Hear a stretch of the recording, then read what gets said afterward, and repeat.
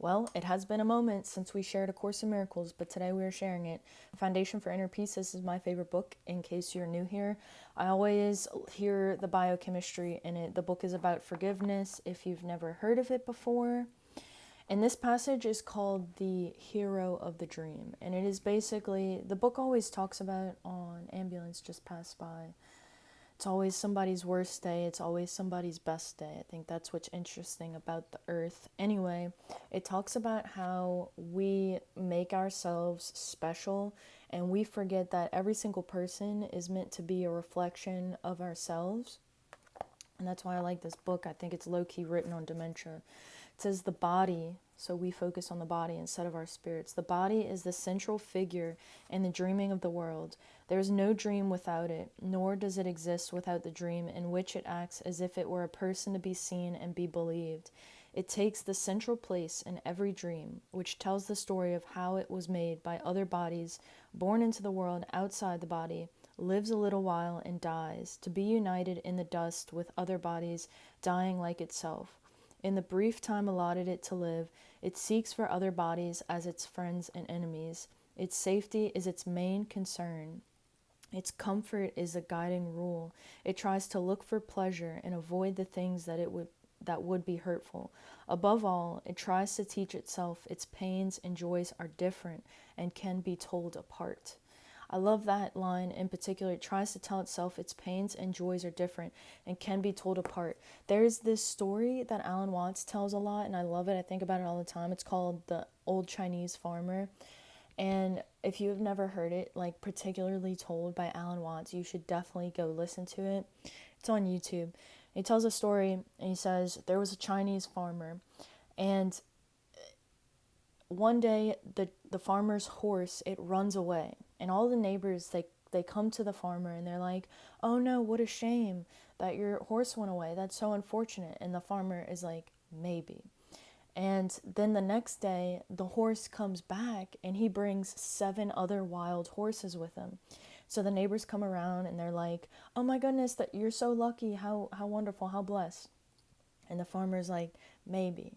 And so the next day, his son is trying to tame one of the wild horses, and the horse throws him off, and he breaks his leg. And the people, the neighbors come around, they say, oh my gosh, how unfortunate is it that your son broke his leg? And the Chinese farmer is like, maybe. And then the next day, the conscription officers come around to collect young men for the military, for the Navy.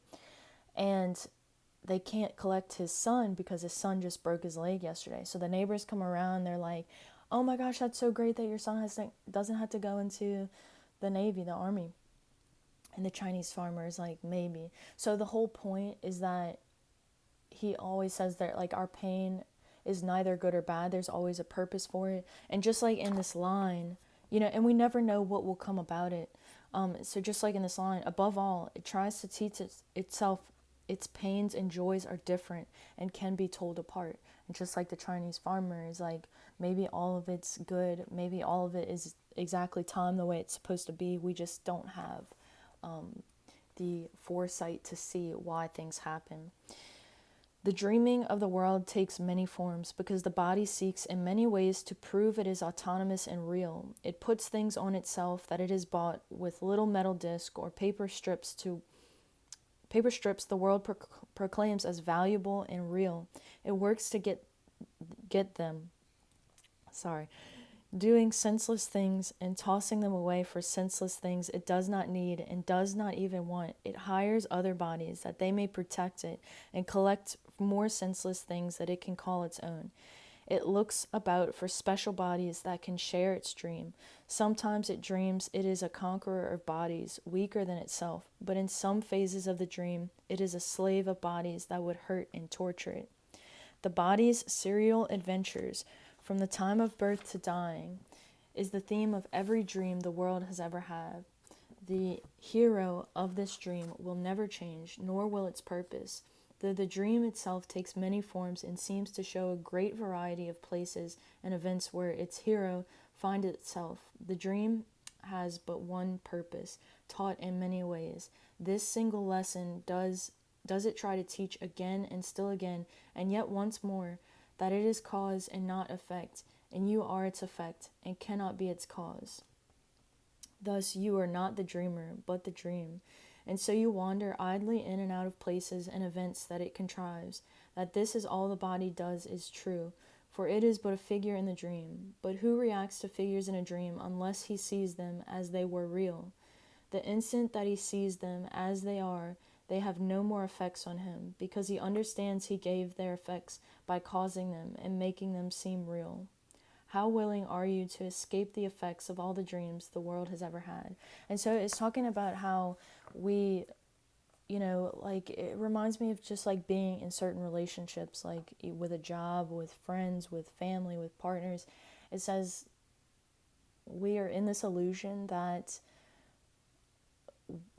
the lesson is not the same. So like, let's say like I have a bad relationship with this one person, and there's always this underlying, like, it's never about, it talks about the picture and the frame. It's never about, like, a lot of the times, like, when we get into arguments, especially with people who are close to us, it's never really about the argument itself.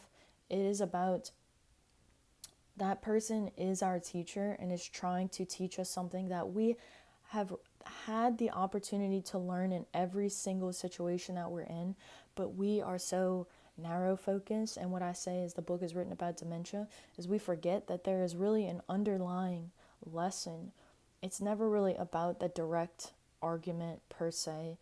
There's something deeper. Like it's like looking in the body, it's looking in the mirror and just seeing ourselves as a body, or looking into the mirror and remembering that there is something deeper. There is trillions of cells happening, And like, you can go and talk about like the argument of food, what foods or what exercise is proper for us. It's deeper than that. There's cellular processes going on. There's so much complexity. It's not just about what we see in the mirror. It's about how we feel and what we're made of. Let's see.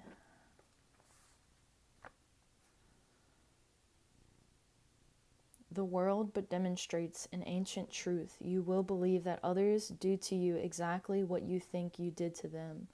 But once deluded into blaming them, you will not see the cause of what they do, because you want the guilt to rest on them. It's always their fault. It is always their fault. How childish is the petulant device to keep your innocence by pushing guilt outside yourself, but never letting go. It is not easy to perceive the jest when all around your eyes behold its heavy consequences, but without their trifling cause. Without the cause do its effects seem serious and sad indeed, yet they but follow, and it is their cause that follows nothing, and it is but a jest. A gentle laughter does the light perceive the cause, and he looks not to effects. How else could he correct your error, who have overlooked the cause entirely? He bids you bring each terrible effect to him, that you may look together on its foolish cause and laugh with him a while. You judge effects, but he has judged their cause, and by his judgment are effects removed. Perhaps you come in tears, but hear him say, "My brother," well, I don't want to read that because that's too much, a little bit. And you will leave the holy instant with your laughter, and your brother join with his.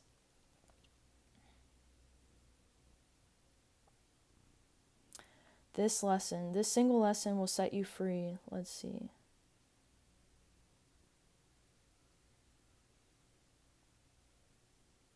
Whoever takes the role of enemy and of attacker, still is this the truth. Whatever seems to be the cause of any pain and suffering you feel, this is still true. For you could not react at all to figures in a dream you knew that were dreaming. Let them be as hateful and as vicious as they may, they could have no effect on you unless you failed to recognize it is your dream.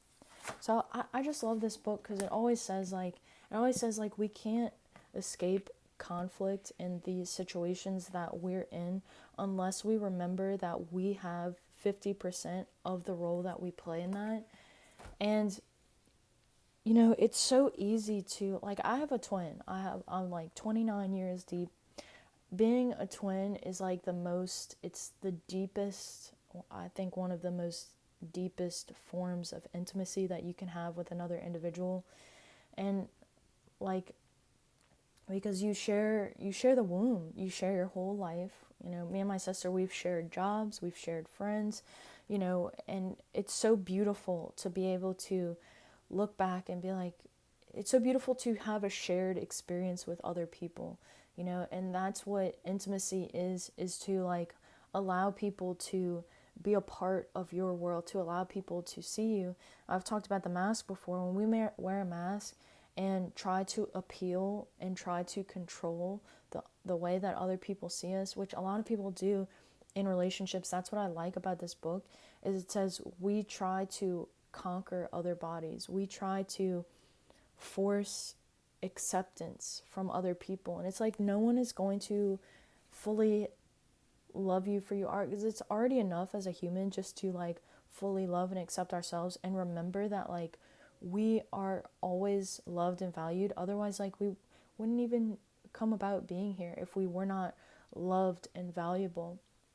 So it talks about what I was going to with being in a twinship and stuff is like, me and my sister, we've said before, we're like, we would have been divorced in several instances before. We've spent months and times apart not talking to each other. And then whenever we, you know,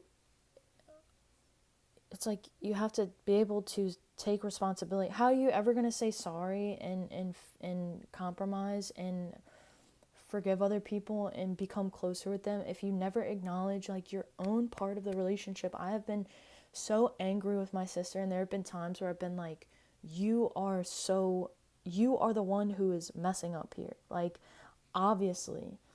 And then there's always this portion of 50% on my end where it's like, okay, well, I attracted this situation for some reason. Like, there's the moment of like accountability and responsibility, even though it's like the last thing. It's like maybe someone did you wrong, but I had this biochemistry in me. That's the law of attraction, chemistry, attraction, biochemistry.